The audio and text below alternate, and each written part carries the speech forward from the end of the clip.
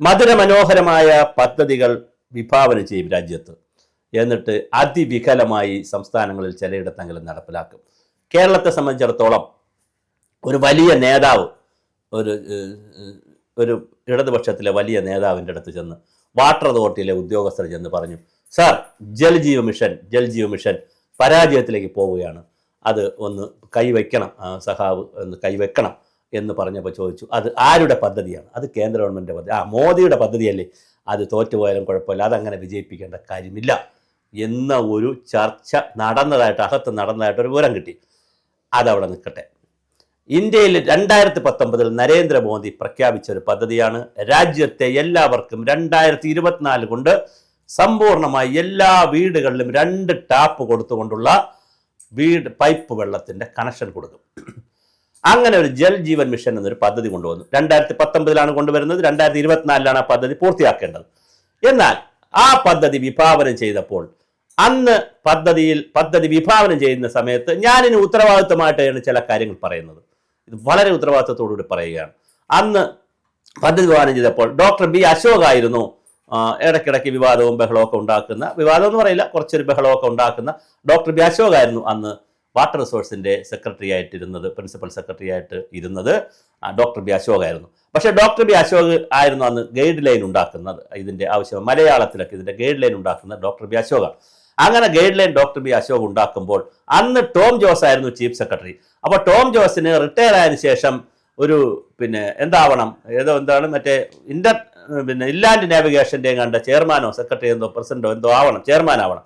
അതിന് അശോക് ഫയൽ എഴുതണം.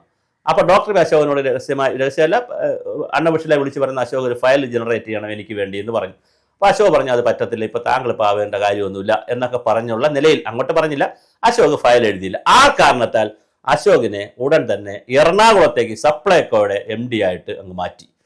അപ്പോൾ സപ്ലൈകോയുടെ MD ആയിട്ട് നേരത്തെ IAS ഇരുന്നിട്ടുള്ളത് കൊണ്ട് അശോകിനെ അങ്ങ് മാറ്റി. അശോക് തിരുവനന്തപുരത്ത് പോയി. അതോടുകൂടി ജലജീവ മിഷന്റെ ആ ഗൈഡ് ലൈൻ അപ്പുറം അത് മുമ്പോട്ട് പോയില്ല. എന്താ ഗൈഡ് ലൈൻ എഴുതി വെച്ചിരിക്കുന്നത്? കേന്ദ്ര ഗവൺമെന്റും സംസ്ഥാന ഗവൺമെന്റും പഞ്ചായത്ത് രാജ് സ്ഥാപനങ്ങളും ജനങ്ങളുടെ 10% ഗുണഭോക്തൃ വിഹിതവും പഞ്ചായത്ത് രാജ് സ്ഥാപനങ്ങളുടെ വിഹിതവും കേരള സർക്കാരിന്റെ വിഹിതവും കേന്ദ്ര സർക്കാരിന്റെ വിഹിതവും ചേരുന്നതാണ് ജലജീവ മിഷൻ. എന്നാൽ അതിനുശേഷം TK ജോസ് എന്ന് പറയുന്ന ആ വർഷം റിട്ടയർ ചെയ്ത വർഷത്തിൽ TK ജോസ് IAS ആയിരുന്നു ഇതിന്റെ അഡീഷണൽ ചീഫ് സെക്രട്ടറി ജലവകുപ്പിന്റെ. അദ്ദേഹത്തിന്റെ വലിയ ഒരു വികലത, അങ്ങനെ തന്നെ പറയുന്നു, വികലത. എന്തിന് അദ്ദേഹം അത് ചെയ്തു എന്ന് ചോദിച്ചാൽ ഒരു സമൂഹത്തെ ചതിക്കുന്നതിന് വേണ്ടിയിട്ടായിരുന്നെങ്കിൽ പോലും അദ്ദേഹം അത് ചെയ്തത് അദ്ദേഹത്തിന് അവസാന വർഷമായതുകൊണ്ട് യൂണിയൻകാരെ ഒന്നും പിണക്കാൻ വയ്യ, വാട്ടർ അതോറിറ്റി യൂണിയൻകാരെ ഒന്നും പിണക്കാൻ വയ്യ, പൊളിറ്റിക്കലായിട്ടൊരു കോൺട്രവേഴ്സി ഒന്നും എടുക്കണ്ട, അതുകൊണ്ട് വാട്ടർ അതോറിറ്റിക്ക് തന്നെ ഇതെല്ലാം കൊടുത്തേക്കാം, നിയമത്തിൽ എന്ത് പറഞ്ഞാലും ഗൈഡ് ലൈനിൽ എന്തെഴുതി വെച്ചിരുന്നാലും അതൊന്നും വിഷയമല്ല എന്ന് പറഞ്ഞ് വാട്ടർ അതോറിറ്റിയെ സമ്പൂർണ്ണമായി വിശ്വസിക്കുന്നു എന്നുള്ള നിലയിൽ കാര്യങ്ങൾ മാറ്റി.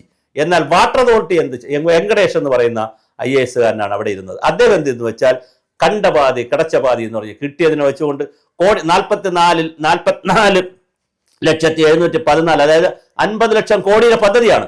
അപ്പൊ ഈ പൈസയിൽ അങ്ങ് കണ്ണ് മഞ്ഞളിച്ചു പോയി. കേന്ദ്രത്തിൽ നിന്ന് ഇത്രയും പൈസ കിട്ടുമല്ലോ എന്ന് വിചാരിച്ചിട്ട് യാതൊരു ഹോംവർക്കും ചെയ്യാതെ അനാവശ്യമായ ടാർഗറ്റുകൾ ഫിക്സ് ചെയ്ത് ഉദ്യോഗസ്ഥർക്ക് കൊടുത്തു.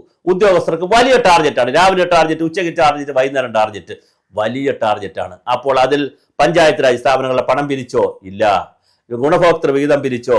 ഇല്ല. വാട്ടർ അതോറിറ്റി നടപ്പിലാക്കട്ടെ, വേറെ ജലനിധി പോലുള്ള സംവിധാനം ഇവിടെ ഉണ്ട്, ജലനിധി നടപ്പിലാക്കണ്ട, ഓട്ടെ, വാട്ടർ അതോറിറ്റി തന്നെ നടപ്പിലാക്കട്ടെ.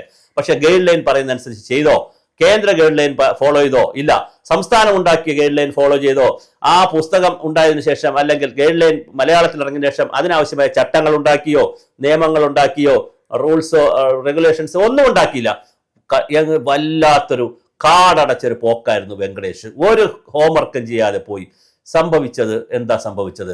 അങ്ങനെ 2024 കഴിഞ്ഞു, 25 കഴിഞ്ഞു, 26 കഴിഞ്ഞു. ഇപ്പോഴും 70 ലക്ഷം കുടുംബങ്ങൾക്ക് വെള്ളം കൊടുക്കേണ്ടിടത്ത് 50 ലക്ഷത്തിന് പോലും 35 ലക്ഷത്തിന് പോലും കൊടുക്കാൻ കഴിയാതെ 50% കിടക്കുന്നു. അത് അവിടെ വേറൊരു വിഷയം. രണ്ടാമത്തെ വിഷയം, 10-60 ലക്ഷം കിണറുകളുള്ള നാട്ടിൽ കിണറുകളെയും കൂടി പരിരക്ഷിച്ചുകൊണ്ടുള്ള, അല്ലെങ്കിൽ ലോക്കൽ വാട്ടർ റിസോഴ്സിനെയും കൂടി പരിരക്ഷിച്ചുകൊണ്ടുള്ള ഒരു പദ്ധതി വാട്ടർ അതോറിറ്റിക്ക് തയ്യാറാക്കാമായിരുന്നു. അതിന് ഒരു സ്വാതന്ത്ര്യക്കുറവുമില്ലായിരുന്നു, ഡൽഹിയിൽ നിന്നൊരു സ്വാതന്ത്ര്യക്കുറവുമില്ലായിരുന്നു.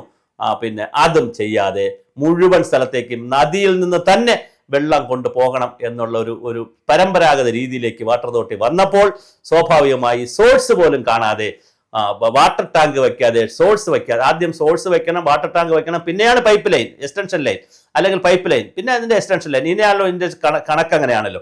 ഇത് അങ്ങനെ വയ്ക്കാതെ ആ ഫൗണ്ടേഷൻ കെട്ടാതെ അത് മുകളിലോട്ട് കെട്ടാൻ പറ്റില്ല. പക്ഷെ ഇത് പൈപ്പിടലാണ് വളരെ പ്രധാനം എന്നുള്ള നിലയിൽ പൈപ്പിട്ട് രാജ്യത്താകെ സംസ്ഥാനത്താകെ ഒരുപാട് സ്ഥലങ്ങളിൽ പൈപ്പിട്ടു.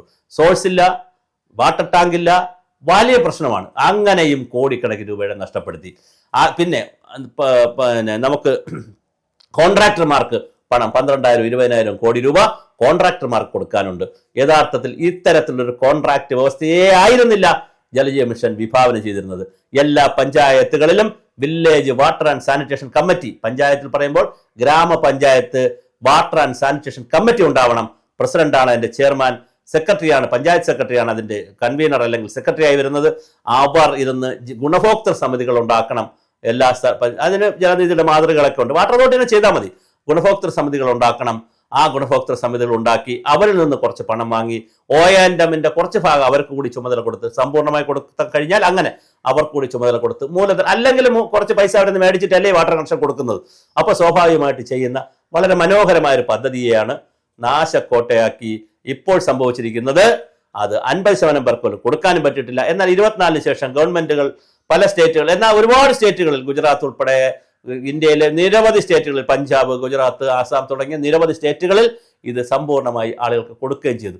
എല്ലാവർക്കും പൈപ്പിലൂടെ വെള്ളം കൊടുക്കണമെന്ന് പറഞ്ഞാൽ അതിന്റെ അർത്ഥം കിണറുകളെ ഉപേക്ഷിക്കണമെന്നുള്ള ധാരണയല്ല. പക്ഷെ ഇതൊരു നിഗൂഢ അജണ്ട പോലെ വന്നു. കിണറുകളെ ഉപേക്ഷിച്ചു, കുളങ്ങളെ ഉപേക്ഷിച്ചു, എല്ലായിടത്തേക്കും സെൻട്രലൈസ്ഡ് എന്ന് പറയുന്ന വാട്ടർ സോഴ്സും കൂടി ആലോചിച്ചു. യഥാർത്ഥത്തിൽ അങ്ങനെയൊന്നും ആ ഗൈഡ് ലൈനിൽ പറയുന്നില്ല. യഥാർത്ഥത്തിൽ വാട്ടർ അതോറിറ്റി വെള്ളം എത്തിക്കുക, വെള്ളം എത്തിച്ചാൽ ഡിസ്ട്രിബ്യൂഷൻ സിസ്റ്റവും മറ്റു കാര്യങ്ങളൊക്കെ മറ്റു തരത്തിൽ ചെയ്യാമായിരുന്നു. ഇതൊന്നും ചെയ്യാതെ നടത്തിയപ്പോൾ വന്നത് കോടാനുകോടി രൂപയുടെ നഷ്ടത്തിലേക്ക് വാട്ടർ അതോറിറ്റി കൂപ്പുകുത്തി എന്ന് മാത്രമല്ല, ഇപ്പൊ ലോൺ എടുക്കാൻ അവസരം കൊടുത്തിരിക്കുകയാണ്. പക്ഷെ ഗവൺമെന്റ് ഗ്യാരണ്ടി നിൽക്കുന്നില്ല. ഗവൺമെന്റ് ഗ്യാരണ്ടി നിന്നാൽ ഗവൺമെന്റ് അടയ്ക്കേണ്ടി വരും. ഗ്യാരണ്ടി നിൽക്കാതെ വാട്ടർ അതോറിറ്റിയോട് എടുത്തോളാൻ പറഞ്ഞാൽ അവർ നാളെ കൂപ്പുകുത്തും. ഇപ്പോൾ തന്നെ ശമ്പളം കൊടുക്കാൻ അവർക്ക് പൈസ, പെൻഷൻ കൊടുക്കാൻ അവരെ പൈസയില്ല, പെൻഷൻ പരിഷ്കരണമില്ല, ശമ്പളം കൊടുക്കാൻ കൂടി കാലമില്ല, കൊടുക്കാനാകാത്തൊരു കാലം KSRTCയെ ഓർമ്മിപ്പിച്ചുകൊണ്ട് ഒരു കാലം വാട്ടർ അതോറിറ്റിക്ക് വരും. ഇങ്ങനെയാണ് മുന്നോട്ട് പോകുന്നതെങ്കിൽ ജലജീവ മിഷനിൽ ഈ കൊടുത്തതിലും 50% കൊടുത്തിട്ടുള്ളൂ, ഇനി 50% കൊടുക്കാനുണ്ട്. അവർ എഴഞ്ഞെഴഞ്ഞ് 28-നകത്ത് തീർത്തു എന്ന് വിചാരിക്കുക. എന്നാലും വരാനിരിക്കുന്നത് ദുരന്തമാണ്. ONM എന്ന് പറയുന്ന ഓപ്പറേഷൻ ആൻഡ് മെയിൻ്റനൻസിന് വേണ്ടി വരുന്ന തുക, അതിനു വേണ്ടി വരുന്ന ആളുകൾ, അതിൻ്റെ പിന്നെ പേഴ്സണലുകൾ, അതിൻ്റെ ഞാൻ പറഞ്ഞില്ല, തുക വേണം, ആൾ വേണം, ടെക്നിക്കൽ ആളുകൾ വേണം. ഇത് വാട്ടർ അതോറിറ്റിക്ക് ആവശ്യത്തിന് കിട്ടുകയില്ല. അങ്ങനെ കിട്ടാതെ വന്നാൽ വലിയ നഷ്ടത്തിലേക്കായിരിക്കും വാട്ടർ അതോറിറ്റി പോകുന്നത്. അത് അവിടെ നിലനിൽപ്പിനെ തന്നെ ബാധിക്കത്തക്ക നിലയിലുള്ള ഒരു വിഷയമായി ശമ്പളം പോലും കിട്ടാത്തൊരു സാഹചര്യം ഉണ്ടാകും. എന്തിനാണ് ഇങ്ങനെയൊക്കെ ചെയ്യുന്നത്? കേന്ദ്ര ഗവൺമെന്റ് ഒരു പദ്ധതി പ്രഖ്യാപിച്ചാൽ അതിലൊരു ഗൈഡ് ലൈൻ ഉണ്ടെങ്കിൽ, സംസ്ഥാന സർക്കാർ അതിനനുഗുണമായ ഒരു ഗൈഡ് ലൈൻ ഉണ്ടാക്കിയെങ്കിൽ 1, 2, 3 IASകാരുടെ ഹോംവർക്ക് ഇല്ലായ്മയോ അല്ലെങ്കിൽ ഈ ചടുലമായി കാര്യങ്ങൾ ചെയ്യണമെന്നുള്ള വേഗതയോ, അത് അനാവശ്യമായൊരു വേഗതയായിരുന്നു. യാതൊരു ടെൻഷൻ, ഒരു ക്രിയേറ്റീവ് വേഗതയായിരുന്നില്ല. പദ്ധതികൾ പെട്ടെന്ന് തീർക്കണം, പെർഫോമൻസ് ഉണ്ടാക്കണം എന്നൊരു ക്രിയേറ്റീവ് വേഗതയുണ്ട്, ഒരു ഡീസന്റ് വേഗതയുണ്ട്. അതല്ലാതെ തൻ്റെ പേര് വർദ്ധിക്കാനും തനിക്ക് അടുത്ത മുകളിലുള്ള ഓഫീസിനടുത്ത് ഗുഡ് ബുക്ക് കയറാനും ഒക്കെ ഉള്ള വേണ്ടിയിട്ടുള്ള വളരെ വികലമായ കാര്യങ്ങളാണ്. TK ജോസഫ് റിട്ടയർ ആയി പോയി, അദ്ദേഹം വേറെ വലിയ പദവികളിലേക്ക് പോയി, അദ്ദേഹം നല്ല ഗുഡ് ബുക്കിൽ, ഗവൺമെന്റ് ഗുഡ് ബുക്കിൽ കയറി നല്ല പദവികളിൽ പോയി. വെങ്കടേശൻ പോയി. എന്താണ്, ആരാണ് കൂപ്പുകുത്തിയത്? Water authority. പൊതുജനങ്ങൾ, ജനങ്ങൾക്ക് വെള്ളവുമില്ല, വാട്ടർ അതോറിറ്റി നഷ്ടത്തിലേമാകുന്നു.